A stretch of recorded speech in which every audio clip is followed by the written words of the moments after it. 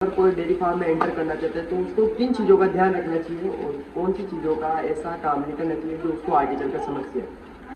देखिए, अगर आपको डेयरी फार्म के बिजनेस में एंटर करना है तो सबसे पहले तो आप इस चीज़ पे श्योर हों कि आपको गाय पे काम करना है या भैंस पे काम करना है, क्योंकि दोनों का अलग अलग नेचर है, दोनों को संभालना वो सारी चीज़ें अलग अलग हैं। नमस्कार किसान भाइयों, स्वागत है आप सभी का श्री श्याम ऑर्गेनिक्स में। आज हम कोटा एरिया में पड़ासिया गांव में आए हैं। यहाँ पे भैया ने डेयरी फार्म का बहुत बड़ी स्केल पे काम कर रहे हैं, तो इनसे एक बार पूछना चाहेंगे, जो दर्शक अपन को देख रहे हैं उनको आप छोटा सा परिचय दे दीजिए अपना।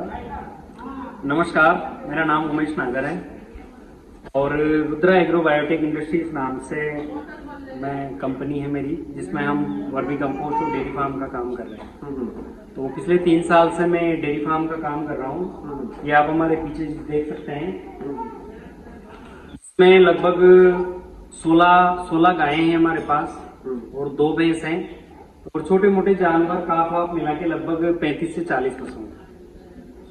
तो जैसे मान लीजिए नए युवा हैं, नए लोग हैं, वो अगर डेयरी फार्म में एंटर करना चाहते हैं तो जो उनको सबसे पहली चीज ध्यान में रखनी चाहिए, पशु का चुनाव किस प्रकार से करना चाहिए। बहुत से बोलते हैं कि एचएफ में अलग आती है और ये में देसी में, तो इनका थोड़ा डिफरेंट बताइए आप। देखिए, पशु का चुनाव करने से पहले आपको ये देखना पड़ेगा कि आपको A1 मिल्क पे काम करना है या A2 मिल्क पे। A1 मिल्क का मतलब होता है जो विदेशी गायों का जो दूध होता है, इसको अपन A1 मिल्क बोलते हैं। A1 मिल्क जैसे विदेशी गायें, मतलब जैसे होलिस्टीन फ्रीजियन, जर्सी, गिरलैंडो, ये विदेशी गायों की नस्ल है। इनका जो दूध होता है इसको अपन A1 मिल्क बोलते हैं, क्योंकि इसमें एक बीटा कैसीन पाया जाता है A1 कैटेगरी का। दूसरा जो दूध होता है उसको अपन A2 मिल्क बोलते हैं। देसी गायों का जो दूध होता है उसको अपन A2 मिल्क बोलते हैं। वो काफी ज्यादा पौष्टिक और सुपाच्य होता है। देसी गायें जैसे गिर हो गई, मारवाड़ी हो गई, थार पारकर हो गई, साहिवाल हो गई, हमारी देसी मावली गायें हो गई, ये सारी गायें देसी गायों में आती हैं। तो आपको ये देखना है कि आपको A2 मिल्क पे काम करना है या A1 मिल्क पे काम करना है, उसी आधार पे आप नस्ल का चुनाव करें।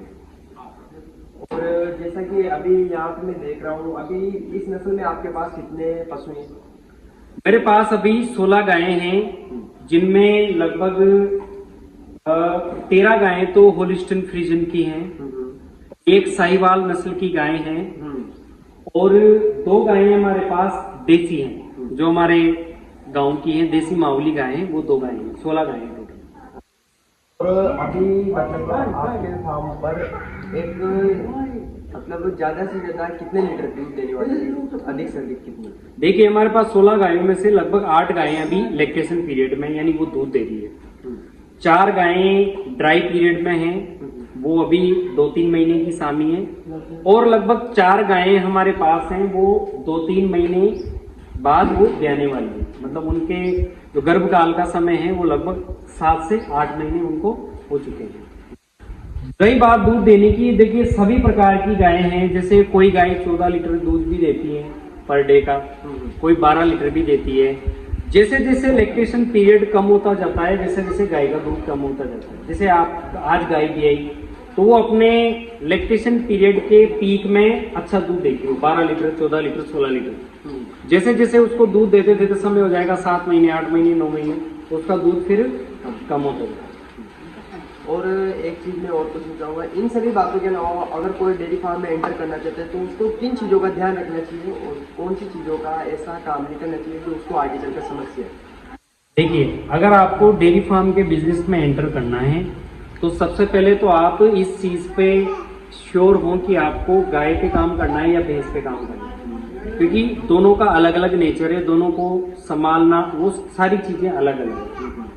दूसरा, अगर आप डेयरी फार्म का बिजनेस कर रहे हैं तो इसमें सबसे महत्वपूर्ण बात यह है कि आपको 2 गर्भकाल के बीच का समय कम रखना पड़ेगा। जैसे आज मेरी गाय आज ब्याह गई तो वो 12 महीने के भीतर वो दोबारा ब्यानी चाहिए। जितना ज्यादा समय आप उसको दोगे, अगर वो ब्याने में 14 महीने, 16 महीने, 18 महीने का समय लगा रही है तो फिर वो ड्राई पीरियड में चल रही है और फिर वो बिना दूध दिए उसका खर्चा बढ़ता जा रहा है, तो वहां फिर आपका डेयरी फार्म नुकसान में जाएगा। तो इन चीजों का विशेष ध्यान रखना पड़ेगा। भैया जैसे कोई स्टार्ट करना चाहता है तो उसको स्टार्टअप बेस में कितने पशु से उसको शुरुआत कर सकता है? ताकि एक्सपीरियंस भी हो जाए और उसका ऊपर लेवल तक भी चला जाए। देखिए इसमें क्या होता है, मैं आपको बताऊं, अगर आप 2 पशु से स्टार्ट करना चाहते हैं, 4 पशु से स्टार्ट करना चाहते हैं, देखिए इसमें सारा जो सिस्टम है वो खर्चे के ऊपर चलता है।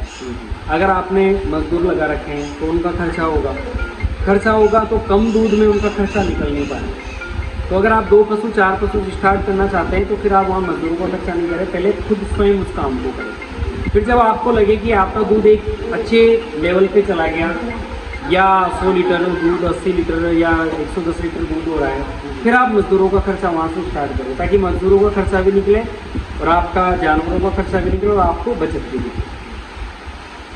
साथियों, भैया के द्वारा डेयरी फार्म की संपूर्ण जानकारी बताई गई। अगर आप में से भैया वर्मी कंपोस्टिंग के ऊपर भी काम करते हैं और आप में से किसी भी भाई को वर्मी कंपोस्ट एवं जैविक कृषि की ट्रेनिंग चाहिए तो स्क्रीन पे दिए गए नंबर पर आप संपर्क कर सकते हो। और भैया के द्वारा मिलकर बहुत अच्छा लगा भैया, और आपको भी बहुत अच्छी जानकारी प्रोवाइड करवाई भैया ने कि किस प्रकार से डेयरी फार्म में किन किन चीज़ों का सावधानी रखनी चाहिए और कितने पशुओं से अपन को डेयरी फार्म में एंटर करना चाहिए। धन्यवाद। जय श्री श्याम।